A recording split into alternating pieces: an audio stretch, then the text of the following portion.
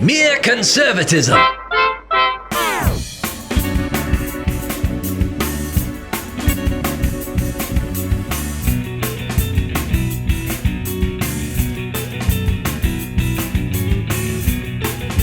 All right, I'm Cleve Walker and David Perry in with me. And David, thank you for joining us for another edition of Mere Conservatism. Yeah, absolutely. It wouldn't be the same without you. Occasionally, I've had to do the program by my lonesome, and I want you to know it always misses your unique point of view. Well, we're going to bring it down a few notches here and add the Dapster. Well, here's the thing. This first topic that we're going to talk about, I think, is especially something that you can speak into. And it has to do with, of course, Kyle Rittenhouse. Oh, yeah, okay. Defense attorneys representing Kyle, who, by the way, of course, if you hadn't heard, was accused of fatally shooting two men and wounding a third in Kenosha, Wisconsin, rested its case this past Thursday, and they are setting the stage for closing arguments now, early next week. The jury should begin deliberating as early as, I think Monday or something like that, over his fate related to the shooting back on August 25th, 2020. Now, if he is convicted, he faces up to life in prison. And if he's convicted, that's the most serious charge. He has another charge of possessing a dangerous weapon by a person under 18. Yeah, so he's got a couple murder charges, right? Yeah. And then the weapons charge. So where do and you... I think an assault charge or something like that. Yeah, there's a lot of stuff he's being accused of here. Where do you think things stand right now? What is the significance of this trial, and what are the so-called bullet points that for you jump out about all this? Well, the main thing to me that jumps out about it is that the case is about a lot more than just Kyle Rittenhouse. How so? It's very political. So to me, it looks like the only reason Kyle Rittenhouse is even on trial is for political reasons. So you think that... In other words, we're looking at a situation here where somebody, that justice is being perverted to have this guy on trial to begin with. It doesn't seem like he should be on trial. The evidence that we've seen, I can't believe that this actually ended up in a courtroom in front of a jury. Yeah. So I think that the reason it did, the reason the prosecutor even brought charges, is purely political, which is a little scary, because when you think about our system, if you realize that if you're on the wrong side politically, you're in danger of being accused and being drugged in front of a court. So let me ask you this. Let me go back a second. You say it's political. Who in the political sphere has a vested interest in this guy being on trial? Who do you think is behind what movement, what push? Well, certainly the left. Okay. If you want me to say like a specific person, I don't know that, but there are people on the left who they want. It's a kind of funny. It's a little ironic in a way. They want to defund the police and they want law enforcement to be scaled back by a lot, but they also want the book to be thrown at this guy. Yeah. There's a lot of layers to it, but it's definitely the left who they want to paint everything that has anything to do with Black Lives Matter or Antifa as completely justified and righteous. It's a religion in a lot of ways, in that the Antifa, Black Lives Matter folks are the chosen ones. They are the righteous, and any kind of affront to them is seen as the worst thing ever. It doesn't really matter what really happened. It doesn't matter what the legal situation is, what the laws are. Any of the technicalities don't matter. The narrative matters, which is Black Lives Matter is good. Everything surrounding it is good and righteous and fine, but anything opposed to that is evil and white supremacist. White supremacy is kind of the new stand-in here for sin, for evil. Oh, yeah. White supremacists have been designated the number one terror threat, the domestic terror threat for this nation. Yeah. So to me, the left is constantly looking for a face that they can put to the boogeyman. Yeah. And this kid right here, to me, was one of the faces they wanted to put forth as see, here's what we've been telling you about, and here's what happens when this type of person is allowed his way. And white supremacy, as a narrative from the left, finds its way into these situations no matter what. It doesn't even make any sense. Even George Floyd, who was killed by a police officer during that interaction where he had his knee on his back. Right. And apparently, it looked like he was suffocating or something like that. He went on. That police officer went on trial for murder. Racism was never brought up. Race was never brought up at all. There was no indication that the reason this happened was because it was a black victim and a white police officer. Right. That was kind of out there in the public, but it wasn't pursued legally as that, and there was no evidence presented that was the reason for the interaction there. However, that is a symbol now. That is an icon of white supremacy, and this is the same thing. Kyle Rittenhouse, he killed 2 people, shot another person. All white people, by the way. See, now I was going to bring it up because you were telling me off mic that you heard from someone who, up to this point, hadn't even realized that none of the victims that were shot were all. Yeah, and this is black. a real problem. And this is somebody who said they are very educated and they're very perceptive. They see themselves that way, but they just found out this week that Kyle Rittenhouse killed only white people. Now, isn't that kind of shocking? It is shocking. Because this story has been reported over and over and over again, but that aspect left out. And I'm wondering how many people think that Kyle Rittenhouse took a AR-15 to a crowd of people and just started spraying. You might be right. That might be what they think happened. That's right. That isn't what happened at all. I'm almost positive some think that. And here's the thing. You have this video, which they play from time to time. To me, I'm sorry, because I'm one of those people, I don't trust videos unless I see the whole thing because they can show certain parts and make it look certain. They've done this before. But this particular one, it clearly shows Kyle being under attack. I mean, it shows that he is literally, to me, fighting for his life. He's on his back. Right. On the ground. Somebody's trying to take the coming weapon at from him. him. Yeah. So, you do want to see the whole context, and that's why you wanted to wait to see the evidence. Yeah. But the prosecutors, they had the evidence before they brought the case to trial. They should have been able to see it.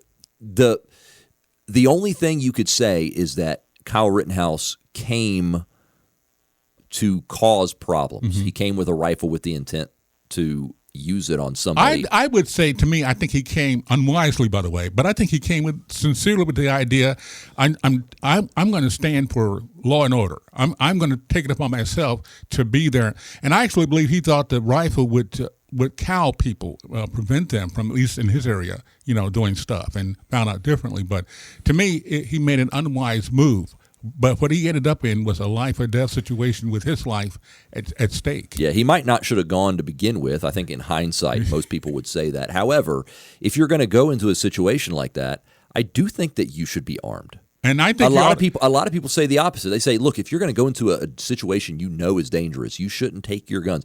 Do like Johnny Cash. Don't take your guns to town, boy. Yeah. Don't take your guns to town. Well, no. Actually, if you're going to go to a situation you know is dangerous, that is when you should be armed. And I think you should take a weapon that is really intimidating. I wouldn't take a pistol. If I were him, I still don't think he should have gone. But I don't think you take a small pistol. To me, if you're not really wanting something to happen, take something that you feel will. Well, what's funny about that, Cleve, is that somebody his age isn't allowed to have a pistol. Yeah, I got you. They can have a long gun, but they can't have a pistol. And so he took the long gun. The people that were killed were aggressors. Yes. And it's obvious that they were aggressors. The first guy that was shot while he was running at Kyle Rittenhouse, reaching for his weapon.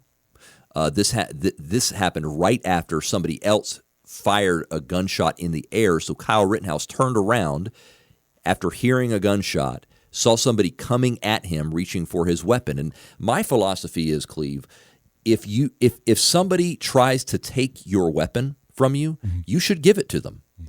bullets first. Why did I know that was coming next? So I'm that's sorry. exactly what he did. Yeah. And then he ran My because he had just shot somebody. Yeah. He ran to find the police. He was chased down by these people. By the way, the guy who came to take his gun that he shot the first time had already threatened to kill him. Exactly. That these people were threatening him and yelling at him and stuff like that. That's evidence. That had already happened. He's fleeing. He gets hit in the head twice with a skateboard, falls to the ground. The guy comes to swing at him again with a skateboard. Mm-hmm. A skateboard is a deadly weapon, Cleve. Yeah.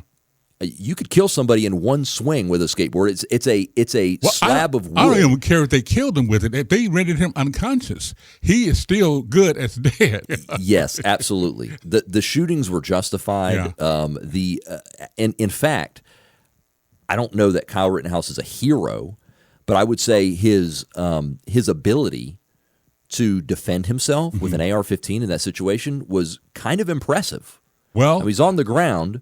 People are actively attacking him. All I can say is I think it saved his life. Absolutely. Now, so let me ask you this real quickly on this, because we've got another topic too. Now, in the courtroom proceedings itself, some interesting things have happened.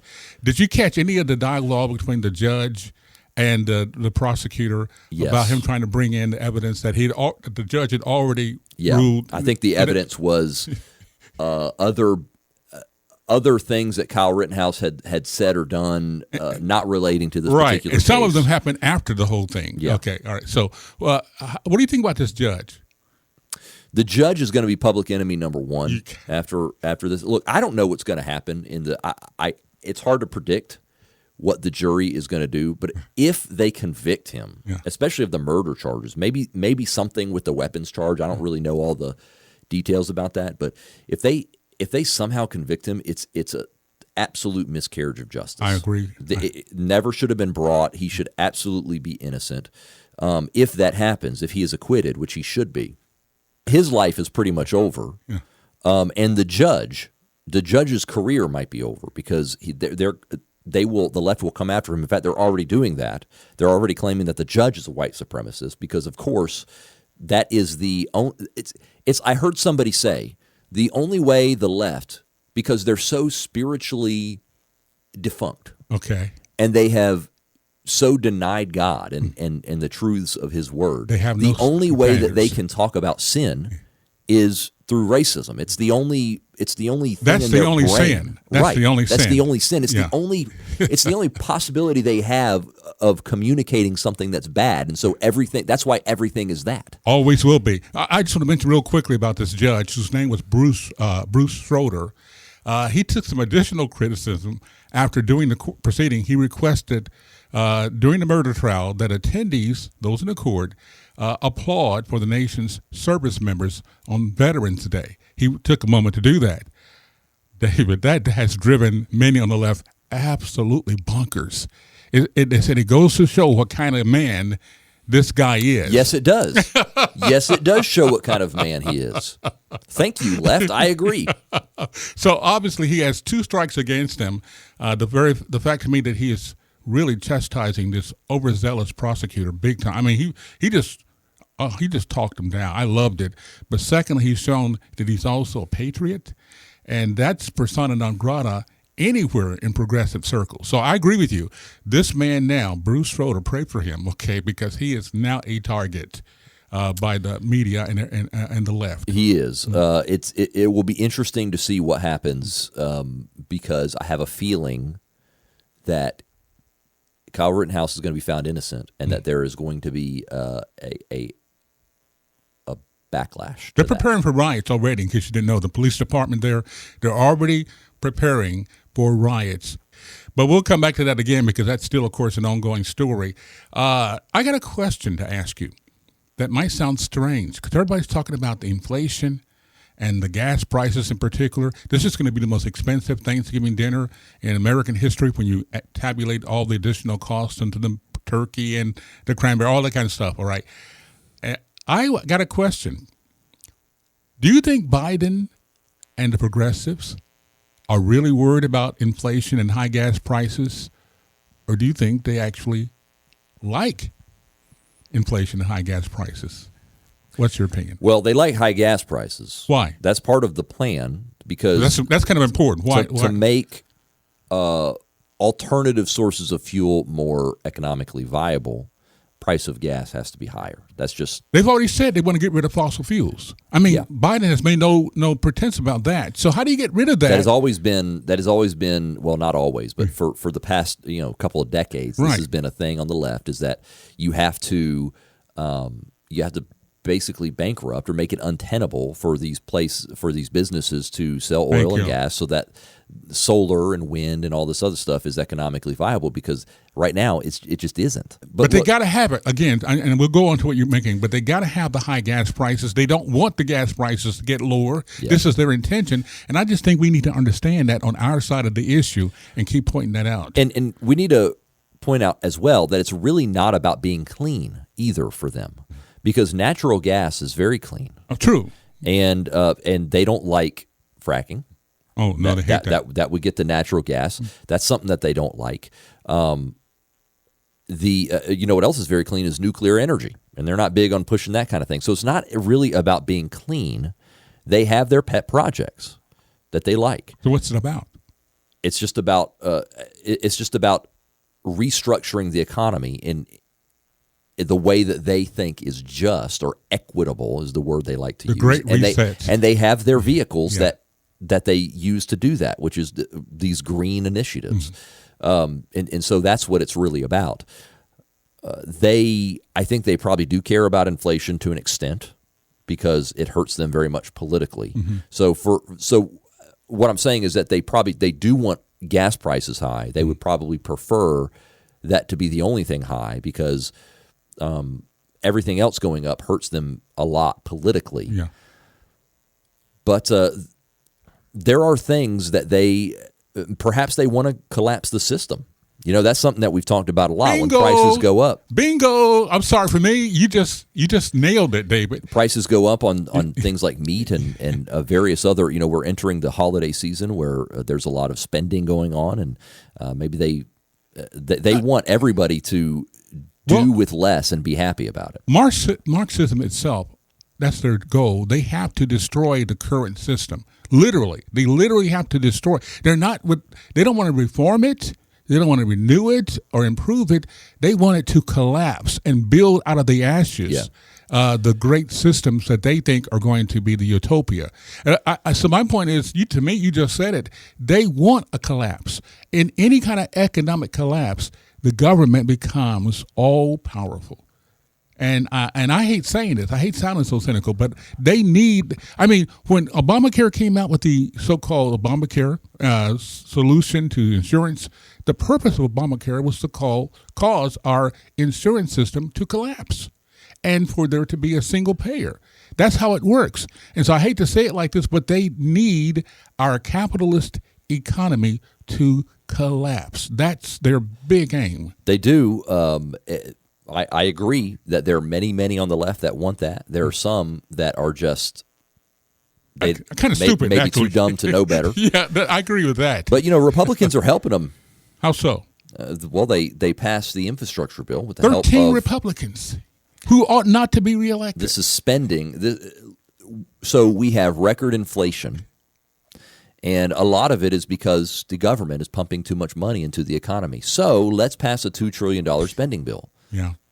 Infrastructure or whatever it's for doesn't matter. Pumping money into the economy at this time is not really the answer when we're in the economic situation that we are in.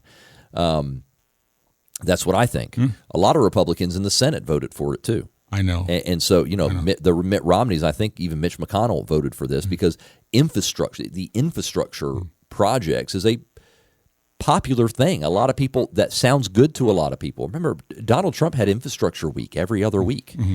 He wanted to do this while he was president. It didn't get done.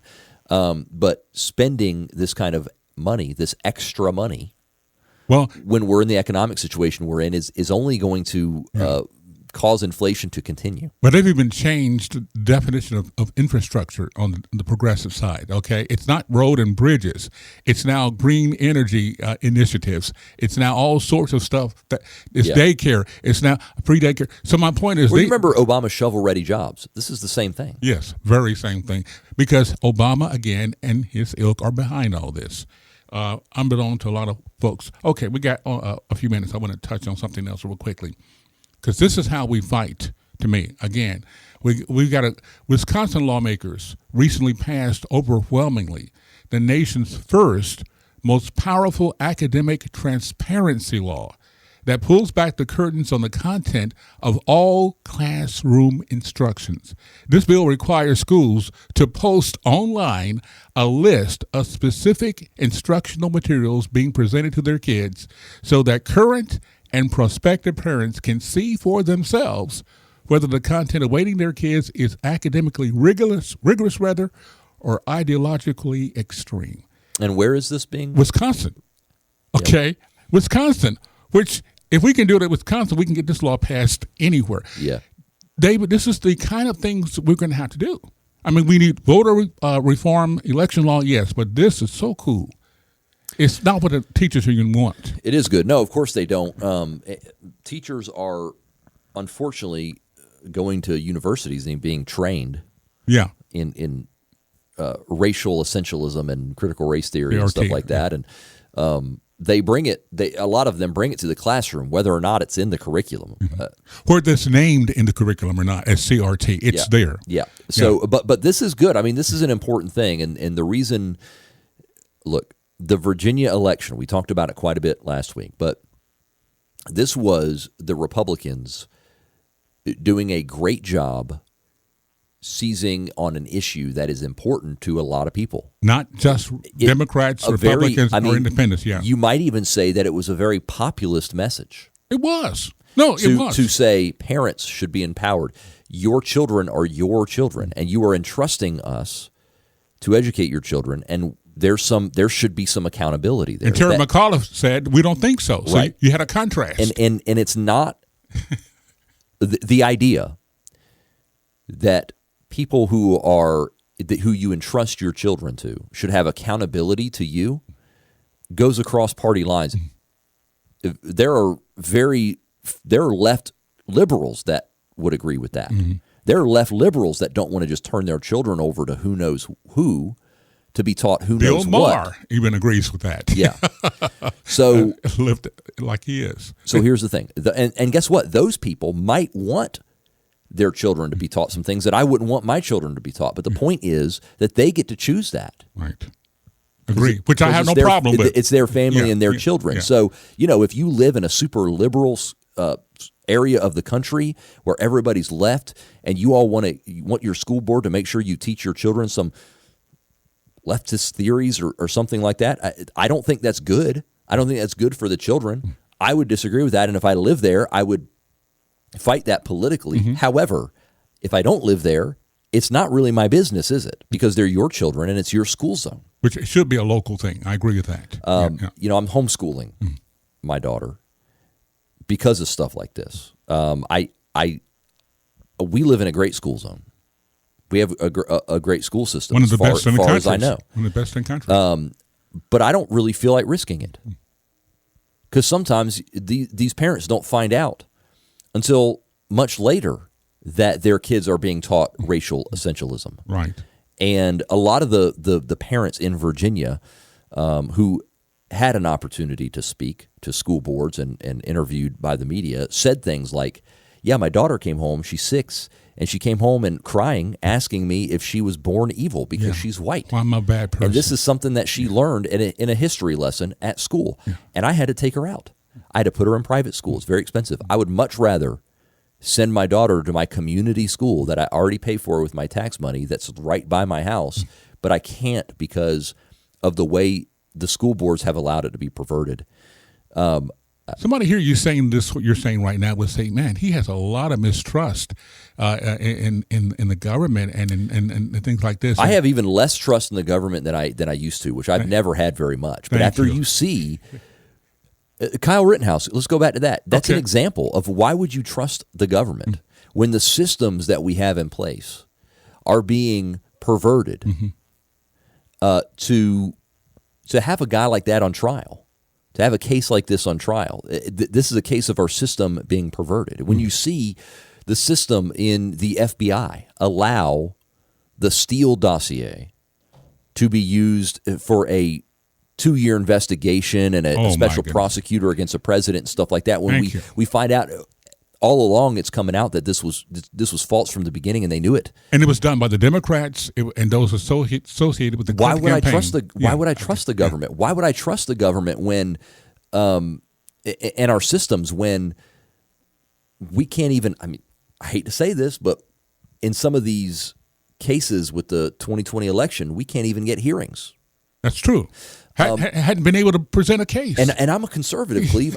I believe that we need to have our justice system and our courts and our government working a certain way and our state governments having power and stuff like that. It's hard for me to think about the fact that we can't trust now the court system to choose to fairly bring a case to trial like Kyle Rittenhouse. We can't trust them to do that now because I'm on the wrong side politically. I can't count on justice. And you know what it makes me think? It makes me think about the plight of African Americans in our country over the years. And there was a time in the past where black people couldn't expect to get treated fairly by the justice system or the court system. I'm not saying that conservatives are now in the position that black people were, 100 years ago. But what I am saying is that you don't right historical wrongs by having current wrongs, by perpetrating current wrongs. As a black man born in a segregated Mississippi, I totally agree with what you're saying, because what they're saying is basically the way you deal with bigotry is by doing bigotry on your part. The way you deal with discrimination is by discriminating against those you felt discriminated against your ancestors. And that belief is now leached over into the Kyle Rittenhouse trial. Now it's okay to victimize Kyle Rittenhouse. And that's not justice, that's vengeance anyway. Big difference. David, great point, and folks can hear all these great points and even the points we didn't make if they want to listen to it. The archives are there. You can go to Apple Podcasts. Make sure you listen to our podcast from last week about how the Braves won the World Series. And you can also check it out on YouTube or Facebook. David Perry and I'm Cleve Walker. Just encouraging you to have a great day. And, hey, it's not over with yet. Keep the faith.